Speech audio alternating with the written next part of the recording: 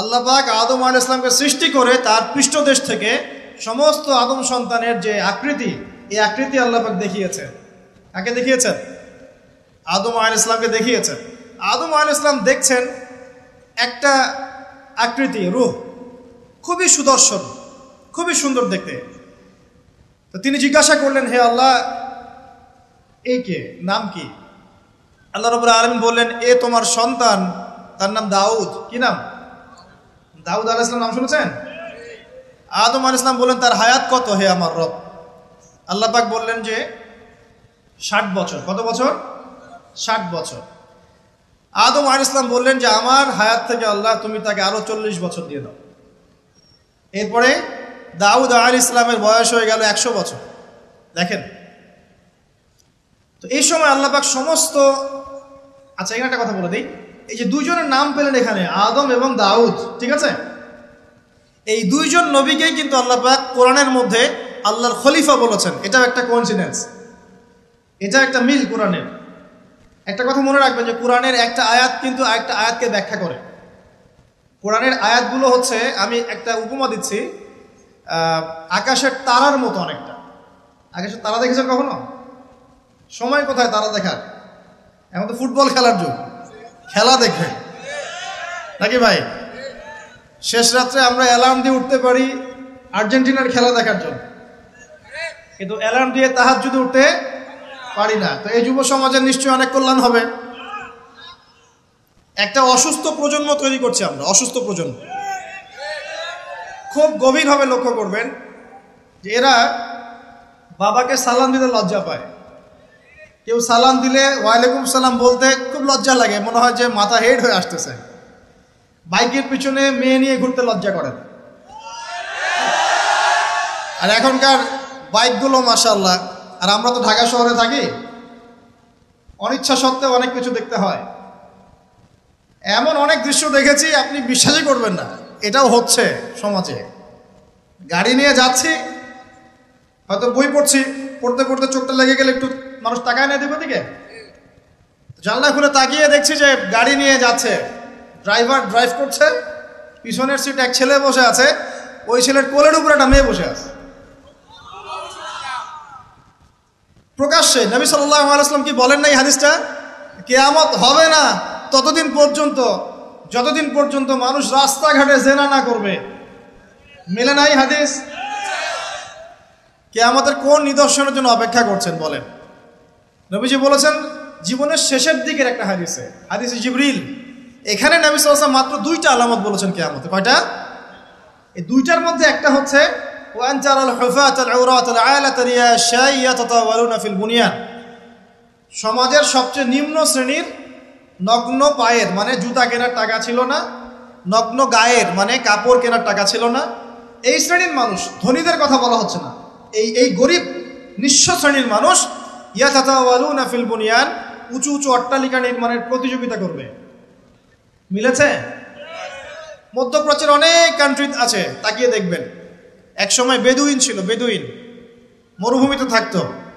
এখন দেখবেন constructive buildings নির্মাণের প্রতিযোগিতা, কারো 100 তলা, কারো 200, কারো 150 প্রতিযোগিতা। আমাদের ঢাকা শহরে গিয়ে দেখবেন, ঢাকার মতো বড় বড় শহরগুলো যেগুলো আছে, বাংলাদেশ হোক অন্যান্য কান্ট্রিগুলোর হোক, আর পশ্চিমার তো কথাই নাই, বিগত 100, 200, 300 বছরে এই কনস্ট্রাকটিভ বিল্ডিংস নির্মাণের প্রতিযোগিতা বেড়েছে বেশি, এগুলো আগে ছিল না। জীবনের শেষের দিকে নবী এই হাদিস বলে গেছে সাল্লাল্লাহু আলাইহি ওয়াসাল্লাম। একটা প্রশ্ন, কিভাবে নিঃস্ব একজন মানুষ এরকম উঁচু উঁচু বিল্ডিং নির্মাণ করতে পারে? 10 তলা, 20 তলা, 50 তলা, কিভাবে সম্ভব? আমার গবেষণা, ক্ষুদ্র গবেষণা হচ্ছে তিনটা পদ্ধতিতে হতে পারে। এক, যদি তার কাছে কোনো গুপ্তধন আসে, আল্লাহর পক্ষ থেকে কোনো ধন সম্পদ চলে আসে, যেমন ব্ল্যাক অয়েল, মানে ব্ল্যাক গোল্ড, বুঝতে পারছেন কার কথা বলছি? তেল, মাটির নিচে তেলের খনি পেয়ে গেলে আপনি তো মাশাআল্লাহ সচ্ছল এখন করতে পারবেন। সোনার খনি পেলে করতে পারবেন। 2 নাম্বার হচ্ছে সুদের মধ্য দিয়ে সম্ভব নিঃস্ব মানুষের বিল্ডিং তোলা। আর 3 নাম্বার হচ্ছে অন্যের সম্পদ জবরদখল করা। আমার কাছে মনে হয় এই 3টা পদ্ধতি হতে পারে, যার মধ্য দিয়ে একজন নিঃস্ব মানুষ উঁচু উঁচু বিল্ডিং নির্মাণের প্রতিযোগিতা করবে, ইয়াতাতাওয়ালুনা ফিল বুনিয়ান। নবীজি বলছেন নির্মাণ করবে এমন না, কম্পিটিশন হবে, তোমার 10 আমার 11, তোমার 11 আমার 12, তোমার 12 আমার 13। আমি সিলেট অঞ্চলে গিয়েছিলাম প্রোগ্রাম করতে গত বছর, দেখেছি মানুষ বিশাল বিশাল জায়গা জুড়ে লন্ডন আমেরিকা এই আদলে বাড়িঘর নির্মাণ করছে, আবার 1 বছর নির্মাণ করার পর পরের বছর ভেঙে নতুন করে আবার করা শুরু করছে। কত শখ, কত টাকা পয়সা মানুষের। অথচ এই ধন সম্পদের হিসাব আল্লাহর কাছে কড়াই গন্ডায় দিতে হবে না? একটা হাদিস পড়েছিলাম গতকালকেই মনে হয়, আবার পড়ছিলাম যে গরিবরা 500 বছর আগে জান্নাতে যাবে ধনীদের চাইতে। গরিবরা জান্নাতে চলে যাচ্ছে, আর ধনীদেরকে ধন সম্পদের হিসেবের জন্য দাঁড় করিয়ে রাখা হবে।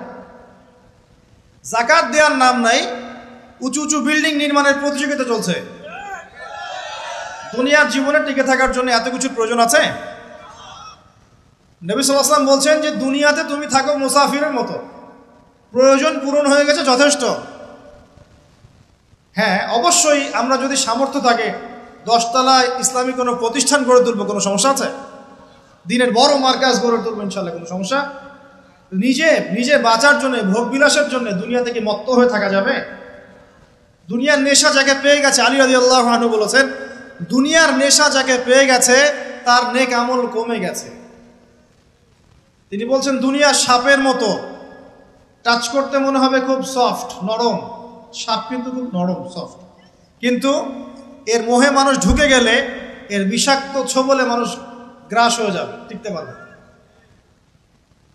পরে আমি এদিকে আসছি ইনশাআল্লাহ। নবী সাল্লাল্লাহু আলাইহি ওয়াসাল্লাম একটা হাদিসে বলেছেন এই মহাসাগরে আপনি যদি আঙ্গুল ঢুকিয়ে দেন, যতটুকু পানি হাতে লেগে থাকবে এর নাম দুনিয়া, বাকি সমস্ত পানি হচ্ছে আখিরাত।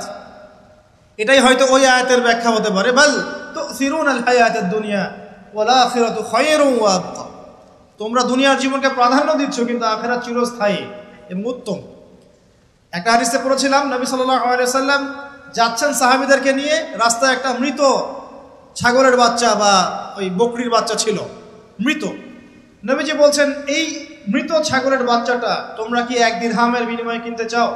সাহাবীরা বলছেন বিনামূল্যে দিলেও তো কেউ নিবে না ইয়া রাসূলুল্লাহ সাল্লাল্লাহু আলাইহি ওয়াসাল্লাম। নবী সাল্লাল্লাহু আলাইহি ওয়াসাল্লাম বলছেন যে আল্লাহর কাছে এই পুরো দুনিয়ার মূল্য এই মৃত ছাগলের সমানও নয়।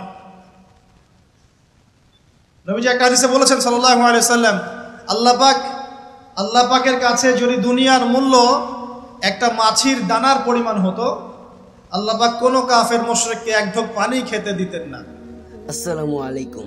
ভিডিওটা যদি ভালো লাগে তাহলে ভিডিওতে একটা লাইক, কমেন্ট, শেয়ার এবং নতুন দর্শক হয়ে থাকলে অবশ্যই চ্যানেলটা সাবস্ক্রাইব করবেন। ধন্যবাদ।